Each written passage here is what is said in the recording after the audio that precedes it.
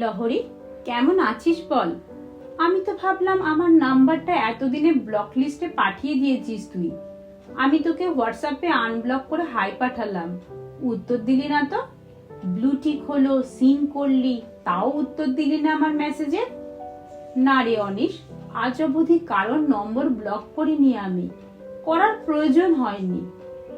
এই লহরী, তুই এখনো রেগে আছিস আমার উপরে? কতগুলো দিন তো কেটে গেল বল, আর রাগ করিস না। কি বোকা রে তুই অনিশ। রাগ, অভিমান, গুরুত্ব কমিয়ে দেওয়া এগুলোকে সমার্থক ভাবিস নাকি? তোর বাংলার শব্দভান্ডার বড্ড কম। তোর সঙ্গে যখন আমার প্রথম পরিচয় হয়, যখন আমি প্রথম প্রেমে পড়ি তোর, তখন রাগ করতাম তোর ওপরে। তুই দেরি করে এলে, ফোন রিসিভ করতে দেরি করলে, ওফ, কি ভীষণ রেগে যেতাম আমি। তখন আমার বয়স বড় জোর 19 হবে। হ্যাঁ, কলেজের ফার্স্ট ইয়ারেই তো। এই লহরী, একবার রেগে গিয়ে তুই আমার দিকে তোর হাতের পেনটা ছুঁড়েছিলিস, তোর মনে আছে? আছে তো, সব মনে আছে। তোর কপালে লেগেছিল, কেটেও গিয়েছিল একটু। জানিস অনিশ, তারপর যখন আমাদের সম্পর্কের বয়স হলো প্রায় বছর 3, তখন আমি অভিমান করতাম তোর ওপরে। তুই আমায় সময় না দিতে চাইলে তোকে জোর করতাম না, শুধু অভিমানে ঠোঁট ফোলাতাম। কাউকে বুঝতে দিতাম না আমার কষ্ট হচ্ছে, এমনকি তোকেও না। আমার এই সব কথা মনে আছে লহরী, আর নাই বা বললি। শোন না, তারপর আমাদের সম্পর্কটা আরো পরিপক্ক হলো, তখন আমরা বুঝতে শিখলাম এমন অভিমান করা ঠিক নয়। যা হবে আমরা স্পষ্টভাবে একে অপরকে বলে দেব, তাতে আমাদের মধ্যে ভুল বোঝাবুঝি হবে না আর। ঠিক সেই সূত্র ধরেই তুই একদিন আমায় এসে বলে দিলি, লহরী, কি জানে কেন তোর প্রতি আমার আর আগের সেই ফিলিংস গুলো নেই, আমার দূরত্ব চাই, নিড ব্রেকআপ।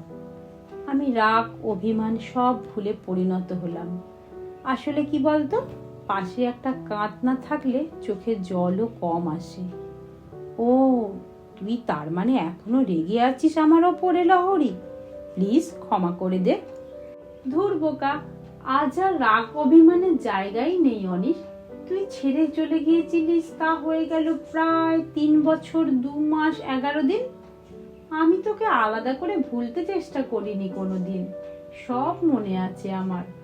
শুধু একটু একটু করে গুরুত্ব কমাতে কমাতে তোকে আমি এত দূরে পাঠিয়ে দিয়েছি যে তোর ওপরে আর কোনোদিন চেষ্টা করলেও রাগ অভিমান কিছুই করতে পারবো না। রাগ অভিমান যেখানে শূন্যতে পৌঁছে যায়, সেখানে যে কোনো সম্পর্কের সমীকরণ কাজ করে না, সেটা বোধহয় আমার থেকে তুই ভালো জানিস, তাই না অনিশ? ব্লক লিস্টে তো বোকারা পাঠায়, পরিণতরা তো তার উইন্ডোটা খেয়াল না করার অভ্যাস করে ফেলে নিখুঁতভাবে। ব্লক আনব্লক এসবের জন্য খুব তীব্র অনুভূতির দরকার হয় রে অনিশ। এই মুহূর্তে তোর প্রতি আর বোধ হয়। লহরী, তোর এমন বরফ শীতল গলাটা আমি সহ্য করতে পারছি না। প্লিজ আগের মতো করে কথা বল আমার সঙ্গে। অনেক অভ্যেস করতে হয়েছে রে অনিশ। কান্না এলে তাকে ঠেলে ভেতরে পাঠিয়ে দরজা বন্ধ করতে হয়েছে। মন আবেগে ভাসতে চাইলে তাকেও নিষেধ করতে হয়েছে। অবাধ্য মনকে বারবার চাবুক দিয়ে শাসন করতে হয়েছে। দীর্ঘ 3 বছরের অভ্যেস একদিনে কারোর খেয়ালে ভাঙবে না, বুঝলি? এনিওয়ে, ভালো থাকিস। তোর হোয়াটসঅ্যাপে আমাকে আনব্লক করেছিস দেখলাম। যদি কখনো খুব বিপদে পড়িস জানাস অনিশ, পারলে অবশ্যই হেল্প করব। আগের মতো অপ্রয়োজনে কল করিস না প্লিজ। তুই হয়তো জানতিস না, অপেক্ষারাও দীর্ঘ অনুপস্থিতিতে ক্লান্ত হয়ে যায়। লহরী, প্লিজ এভাবে বলিস না। আমি আমার ভুলগুলো বুঝতে পেরেছি, বিশ্বাস কর। অনিশ, শুধু তুই নয়, আমিও আমার ভুলগুলো বুঝতে পেরেছি বলেই সেগুলো দায়িত্ব নিয়ে সংশোধন করে নিয়েছি। আর ভুল করব না। লহরী। কলমে অর্পিতা সরকার, পাঠে চৈতালি সেন।